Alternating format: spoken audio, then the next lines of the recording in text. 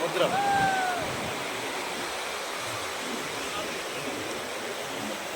గోవా సముద్రం. ఈరోజు first time సముద్రాన్ని చూడటం. ఇక్కడ కూడా సముద్రం చూడలేదు తొలిసారి. చాలా అద్భుతంగా ఉంది, చాలా వండర్గా ఉంది. చూస్తే కనుక అలలు అద్భుతంగా ఉన్నాయి. లొకేషన్ కూడా చాలా బ్రహ్మాండంగా ఉంది. దేవుడి సృష్టికి అంత అద్భుతాన్ని ఇచ్చిండు.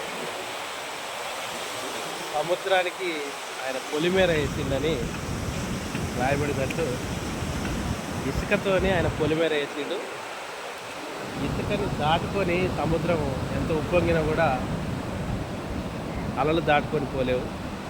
ఎంత వేగంగా వస్తే తిరిగి అంత వేగంగా వెనకకు వెళ్ళిపోతాయి. చిన్నపిల్లలు పెద్దవాళ్ళు కేరింతలు కొడుతూ అలలతో ఆడుకుంటున్నారు. విదేశీయులు ఇక్కడెక్కడ ఈ దేశ నలుమూలల నుంచి ఇక్కడికి చూడడానికి వచ్చారు. చాలా అద్భుతంగా ఉంది ఇది. So thanks the lord. ఈరోజు సముద్రాన్ని చూసేటువంటి అవకాశాన్ని నాకు ఇచ్చినందుకు థ్యాంక్ యూ గాడ్.